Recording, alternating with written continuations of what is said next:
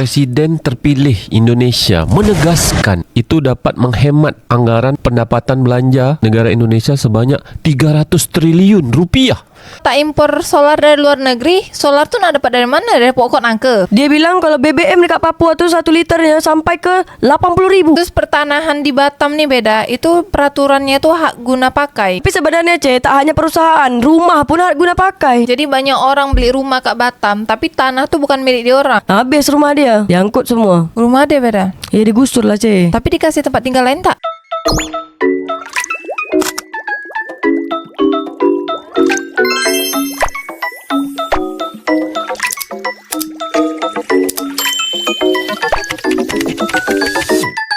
Beda. Kau tak curiga beda? Curiga apa? Iya, kita ditanya-tanya asyik nak Singapura, Malaysia, Indonesia, Singapura, Malaysia, Indonesia. Apa pula nak curiga? Kita ni kan memang hidup di perbatasan Indonesia, Malaysia, Singapura. Kau cari ni dekat dunia nyata ni, dekat mana yang ada kapal feri ni setiap hari berangkat dari Singapura, Malaysia ke Indonesia. Batam tu dari pagi sampai ke malam tu bolak-balik tu Berapa belas keberangkatan tu? Amboi beda, bukan main lagi kau bercakap. Jadi berapa harga dolar Singapura hari ni beda? 12,000. $1 Singapura sekarang 12,000 rupiah, betul tak? Betul. Tapi kadang-kadang turun beda 11,000 lebih. Sama aja kalau dibulatkan 12,000. Beberapa tahun lalu dolar Singapura tu ditukar ke rupiah cuma 6,000 je sekarang 12,000. Itu tahun berapa beda? $1 Singapura 6,000 rupiah. Tahun aku kecil-kecil dulu. Sekarang ni aku nak bertanya ke korang berdua, bedah yang asli ke bukan bedah yang asli? Ada wacana tentang pemerintahan Indonesia.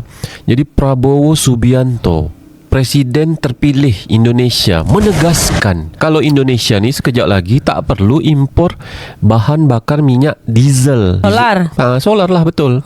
Jadi Indonesia tak perlu lagi karena itu dapat menghemat anggaran pendapatan belanja negara Indonesia sebanyak 300 triliun rupiah. Betul sikit. Jadi kalau tak impor solar dari luar negeri, solar tu nak dapat dari mana? Dari pokok nangka. Jadi gini cerita dia, Prabowo Subianto Presiden Indonesia terpilih di dunia nyata ni, dia menegaskan kalau Indonesia sekejap lagi ni. Kau ni asyik nak cakap ulang-ulang terus. Apa yang nak kau cakap ni sebenarnya? Jadi minyak solar Indonesia ni nanti dia gunakan bio solar yang dari bahan bakar kelapa sawit. Karena kan minyak pesawat terbang Aftur itu kan terbuat dari minyak kelapa sawit juga kan. Jadi bio dari kelapa sawit ni diorang dah bisa kelola menjadi bahan biosolar atau solar untuk industri truk-truk.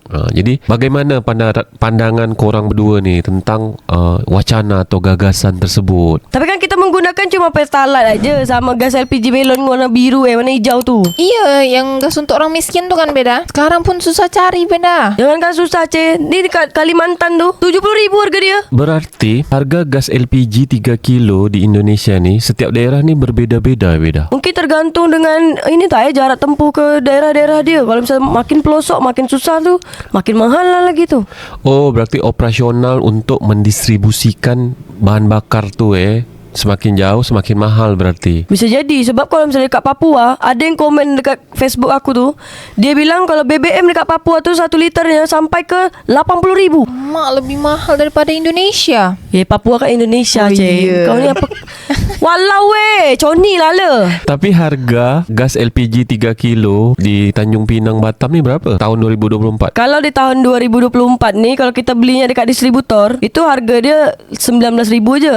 Mentok-mentok paling mahal 20,000. Tapi kalau kau beli kat kedai runcit, itu 22,000, 23,000. Aku pernah beli gas melon tu beda 28,000 beda. Saking gak ada lagi benda tu kat situ. Jadi adanya di kedai-kedai kecil gitu, cuma 31 aja.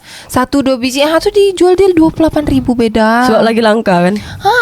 Jadi pandangan korang ni tentang minyak solar Indonesia yang akan berbahan baku dari kelapa sawit macam mana? Aku ni setuju-setuju aja kalau nak buat macam tu, selagi tujuannya itu untuk mengarah kebaikan. Tapi korang tahu sendiri Indonesia ni macam mana, supply dan demand kan. Jangan sibuk-sibuk buat biosolar dari kelapa sawit, malah minyak makan yang mahal. Minyak makan kan dari dulu memang mahal, minyak bakar Malaysia tuh yang lebih murah daripada Indonesia. Harga BBM pun lebih murah di Malaysia daripada Indonesia beda.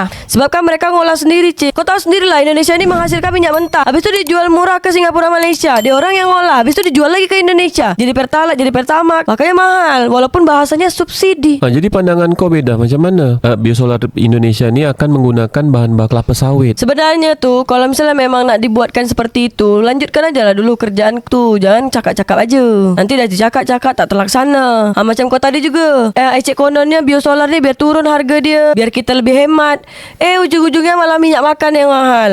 Jangan pula macam gitu. Tapi pada hakikatnya korang ni setujulah. Setujulah, setuju sangat. Apalagi kalau kita tengok pagi-pagi tak di Kalimantan, di Tanjung Pinang pun sama. Banyak lori-lori yang mengantri cuma nak isi solar tu lah. Habis tu nak isi solar pun pakai kartu pula. Iyalah, kalau misalnya kau tak pakai kartu, nanti dia isi banyak-banyak, suka-suka hati dia, dipenuhkan dia semua. Terus nanti ni ada masanya mobil-mobil yang ada kat Indonesia ni, dia tak boleh isi Pertalite, harus Pertamax. Karena Pertalite tu katanya subsidi. Padahal kan dulu kita ada 3 macam kan, Premium, Pertalite dan Pertamax. Premium ni awalnya dia bilang habis. Pindahkan lalu Pertalite. Sampai sekarang hilang. Yang dulu kita kalau misalnya antri bensin tu cuman harga 6,000 seliter, sekarang dah 12,000, 10,000. Dulu lain beda, sekarang lain. Aku nak tanya lagi, media sosial selain Google, ada Amazon nak investasi ke negara Malaysia. Kalau Google, korang tahu kan, Google nak buat data center Google di Kuala Lumpur. Terus sekarang ni Amazon. Sehingga banyak netizen Indonesia bercakap kalau investasi tu memang investasi dia kat negara Malaysia. Kalau nak berjualan, berniaga, dia orang ke Indonesia. Jadi Indonesia ni memang sapi perahan. Investasi itu memang dia orang akan kejar ke Malaysia. Jadi bagaimana pandangan korang berdua ni? Kalau menurut aku ni namanya kita perusahaan, kita punya usaha, kita pasti nak untung kan. Harus cuan macam Singapura. Kalau misalnya dia investasi ke Indonesia, menurut dia akankah ada orang Indonesia yang beramai-ramai beli kat Amazon tu? Tapi kalau menurut aku beda, regulasi di Indonesia ni agak susah beda. Pungli ni pungutan liar. Contoh ni, misalnya kita nak parkir. Kalau dekat Malaysia, Singapura, namanya parkir tu, dia orang dah ada tempat khusus parkir. Bahkan tak boleh sembarang parkir. Kalau misalnya ada pun sembarang parkir, ya sangat sedikit lah macam gitu.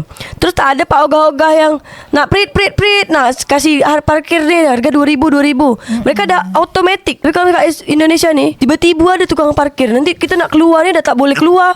Tak ada yang bantu. Sekali tiba-tiba dah nak keluar dari kawasan, muncul pula tukang parkir ni. Sampai kat tengah jalan pun ada pak ogah tu. Ya, nak lalukan biar orang tak macet kan. Terus kata orang-orang, tenaga kerja luar negara ni itu lebih murah daripada di Indonesia. Sehingga memang banyak pengusaha-pengusaha yang investasi ke Malaysia, Thailand, Vietnam, China. Kalau dekat Indonesia ni, dia memang kaya sumber daya alam. Ada nikel, ada batu bara, ada minyak bumi, ada minyak sawit. Dia jual semua ke negara orang. Tu diolah di sana, habis tu dibeli lagi sama dia orang. Kenapa dia tak produksi terus dia olah sendiri? Iya beda, ekspor impor kan. Bahkan ekspor daun pisang aja mahal ke luar negeri beda. Sabuk kelapa lagi, Cik, dekat rumah aku tu mau lambat-lambat.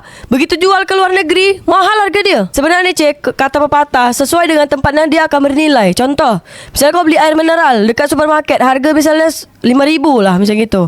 Kalau dia jualnya dekat kedai runcit, tu apa dia kan, karena dia beli dulu di tempat yang supply besar, dia masukkan ke kedai runcit dia, harganya naik jadi 10,000 misalnya gitu kan.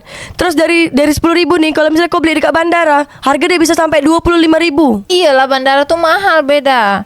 Nak bayar pajak lagi segala macam. Jadi masuk bandara tu pasti mahal. Ya, makanya engkau akan bernilai dekat tempat yang sesuai. Misalnya engkau tak bernilai dekat Tanjung Pinang, kau pergi ke Malaysia, engkau dinilai sama orang. Di tempat korang, di kampung halaman korang, di perbatasan Indonesia, Malaysia, Singapura, tepatnya di Kota Batam, Menteri Perekonomian Indonesia Erlangga Hartanto, Ketua Umum Golkar nak ganti tu dia baru meresmikan 8 perusahaan baru di Batam. Nilai investasinya tembus 290 triliun rupiah. Jadi kan 8 perusahaan. Di Batam tu kan banyak perusahaan-perusahaan kan, dari berbagai bidang. Ini sekarang baru diresmikan lagi 8 perusahaan, nilai investasinya 290 triliun. Macam mana pandangan korang berdua ni?